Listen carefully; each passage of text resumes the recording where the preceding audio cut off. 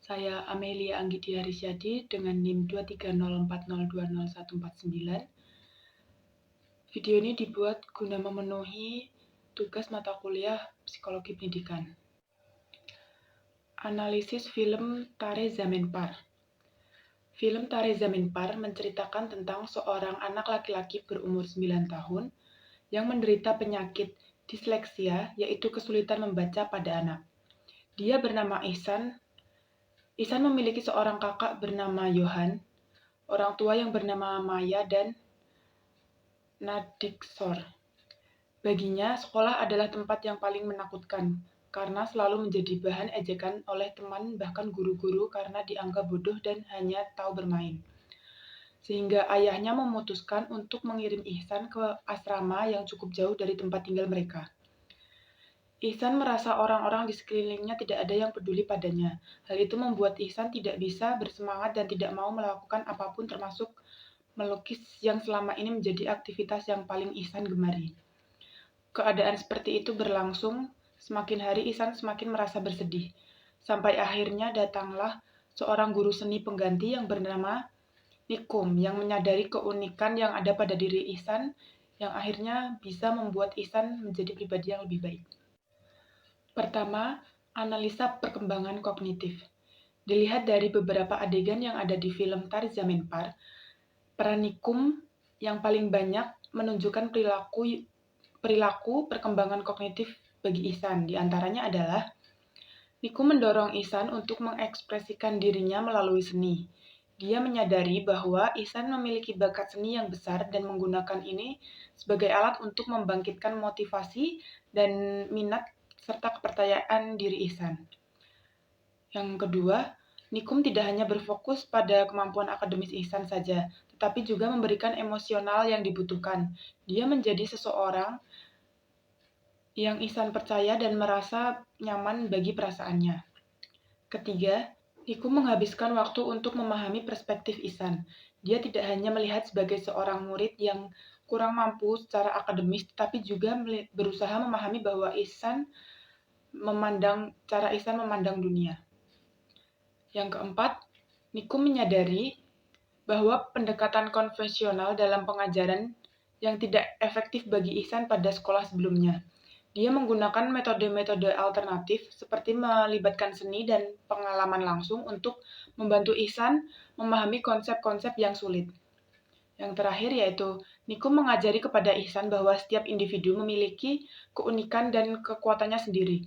Dia membantu Ihsan untuk menyadari bahwa keberhasilan tidak hanya ditentukan oleh prestasi akademis saja, tetapi juga oleh potensi dan keberanian untuk mengekspresikan diri. Selanjutnya yaitu analisa perkembangan bahasa. Pada film Tare Zameen Par, terdapat beberapa aspek perkembangan bahasa yang dapat diamati, yaitu komunikasi interpersonal. Yaitu perkembangan bahasa juga melibatkan kemampuan untuk komunikasi dengan orang lain. Awalnya, Ihsan cenderung menarik diri untuk interaksi bersama orang lain, kesulitan dalam berkomunikasi. Namun, setelah melalui bimbingan Nikum, dia belajar untuk berkomunikasi dengan lebih percaya diri, lebih ekspresif dengan orang lain. Yang kedua, ekspresi emosional, yaitu salah satu aspek penting dalam perkembangan bahasa adalah kemampuan untuk mengekspresikan emosi dan pikiran. Ihsan cenderung menunjukkan emosinya melalui ekspresi wajah dan perilaku nonverbal. Namun seiring berjalannya waktu dengan dibimbing oleh Nikum, Ihsan berkembang, dia mengekspresikan dirinya lebih lancar dan lebih verbal. Selanjutnya, perkembangan cerita, yaitu salah satu aspek dari perkembangan bahasa adalah kemampuan untuk merangkai cerita atau narasi dalam film. Ihsan menunjukkan peningkatan dalam kemampuan untuk mengembangkan cerita, terutama melalui karya seni dan lukisannya. Ini menunjukkan perkembangan dalam bahasa dan secara kreatif. Selanjutnya, peningkatan kosakata, yaitu seiring berjalannya waktu, karakter Ihsan menunjukkan peningkatan dalam penggunaan kosakata. Dia mulai menggunakan kata-kata baru yang lebih beragam untuk mengungkapkan pikiran dan perasaannya. Hal ini mencerminkan perkembangan kemampuan bahasanya. Yang terakhir yaitu refleksi diri.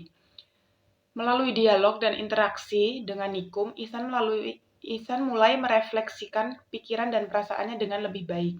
Dia belajar untuk mengartikulasikan pemikirannya dan mengungkapkan perasaannya secara verbal yang menunjukkan aspek penting dari perkembangan bahasa.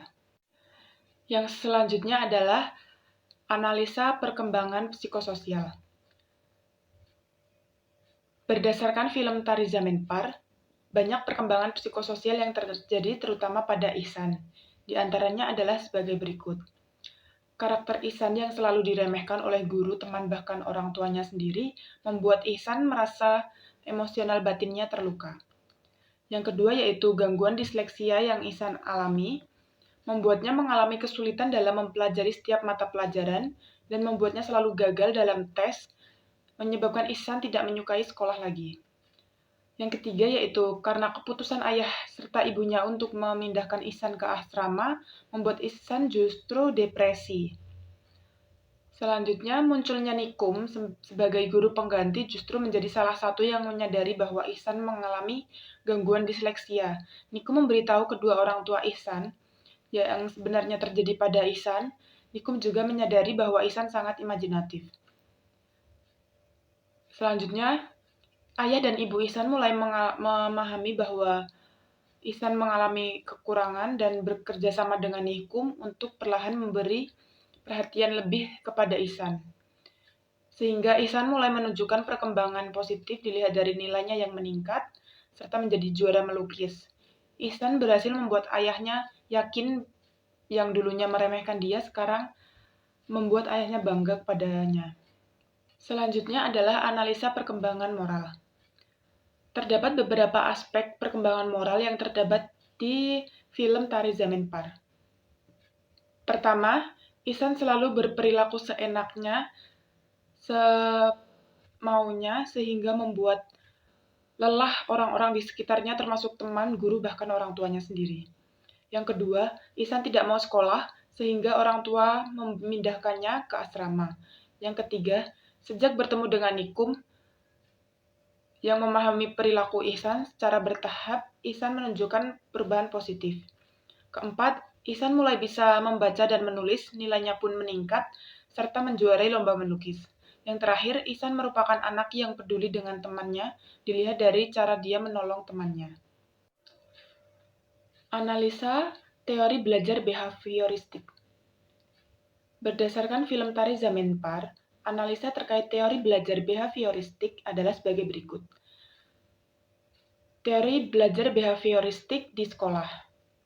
Pada sekolah Ihsan yang pertama, yang notabene adalah sekolah formal seperti pada umumnya, teori belajar behavioristik yang digunakan oleh para guru di sana tidak cocok dengan Ihsan. Bahkan tidak ada yang sadar akan disleksia yang dialami oleh Ihsan. Sehingga guru menyamaratakan metode belajar kepada semua siswa, tidak ada pendekatan khusus untuk Ihsan, tidak ada rangsangan ataupun stimulus yang cocok dengan kondisi Ihsan. Hal ini mengakibatkan Ihsan sulit berkembang dan sulit menerima materi apapun yang disampaikan. Teori belajar behavioristik pada asrama. Pada asrama ini, teori behavioristik sangat terlihat. Dengan peran sosok Nikum yang paham dan menyadari kondisi Ihsan, kemudian Nikum menerapkan metode pembelajaran khusus pada Ihsan, menggunakan pendekatan khusus. Nikum memberikan stimulus yang sesuai untuk Ihsan. Seiring berjalannya waktu, stimulus yang diberikan mendapat respon positif dari Ihsan. Itu menandakan bahwa metode pembelajaran yang digunakan berhasil. Ihsan mulai bisa membaca dan menulis, serta menunjukkan peningkatan serta menjuarai lomba melukis. Selanjutnya adalah teori pembelajaran kognitif. Teori pembelajaran kognitif di sekolah. Tidak banyak aktivitas terhadap teori kognitif pada Ihsan saat bersekolah di sini. Aktivitas yang dijalani Ihsan sama seperti anak-anak sekolah lainnya. Bedanya ada kondisi Ihsan yang mengalami disleksia sehingga mengurangi semangat Ihsan untuk mempelajari materi.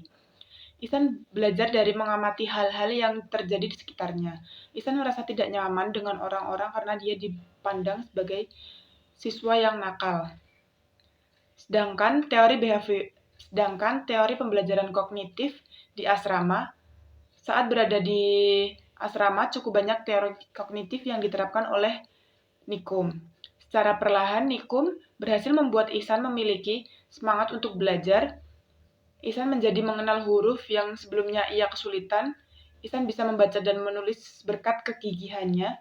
Ihsan dapat berhasil memenangkan lomba melukis berkat bakat dan imajinasi yang Ihsan miliki. Nikum berperan dalam menumbuhkan rasa kepercayaan diri pada Ihsan. Yang selanjutnya adalah analisa perkembangan teori belajar konstruktivisme. Teori belajar konstruktivisme di sekolah, lingkungan yang komprehensif dan individualistik mengurangi kesempatan untuk interaksi sosial dan kolaborasi, dan Ihsan juga merasa terisolasi dari teman-temannya yang menghambat pembelajaran sosial dan emosionalnya. Kurikulum yang sangat ketat dan metode pengajaran yang pasif tidak memberikan ruang bagi eksplorasi dan pembelajaran aktif, dan siswa diharapkan menghafal dan mengulang informasi tanpa memahami konsep secara mendalam. Pembelajaran tidak dikaitkan dengan kehidupan sehari-hari atau bahkan minat bakat siswa. Membuat materi pelajaran terasa tidak relevan dan membuat Ihsan tidak diberi kesempatan untuk menghubungkan pelajaran dengan pengalaman pribadinya. Teori belajar konstruktivisme di asrama. Pada asrama ini, teori belajar konstruktivisme sangat terlihat. Dalam pembelajaran menggunakan teori konstruktivisme atau teori membangun, yakni cara melakukan pendekatan-pendekatan terhadap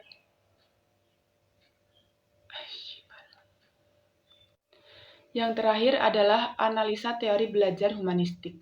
Di sekolah, kurangnya empati dan penerimaan dari guru-guru di sekolah menyebabkan Ihsan merasa terisolasi dan tidak dimengerti, dan juga banyaknya hukuman dan kritik lebih sering diberikan daripada dukungan dan dorongan.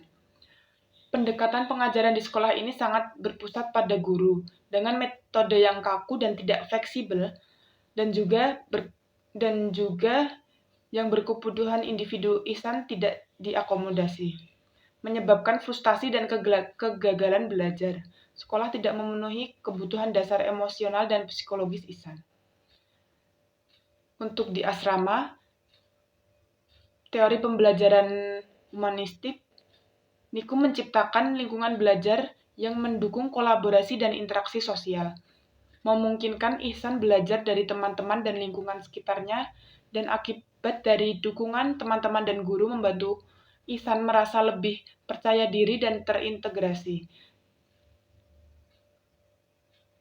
Nikum mengajak Ihsan untuk terlibat dalam aktivitas seni dan eksplorasi kreatif, memungkinkan pembelajaran aktif dan pembelajaran melalui praktik langsung dan eksperimen membantu Ihsan membangun pengetahuan dan pengalaman yang lebih mendalam, menghubungkan pelajaran dengan minat dan pengalaman Ihsan pribadi, membuat materi relevan yang bermakna, dan penggunaan seni serta media pembelajaran memungkinkan Ihsan untuk menghubungkan teori dengan praktik nyata. Sekian video dari saya mengenai analisa film Tare Zameen Par. Wassalamualaikum warahmatullahi wabarakatuh.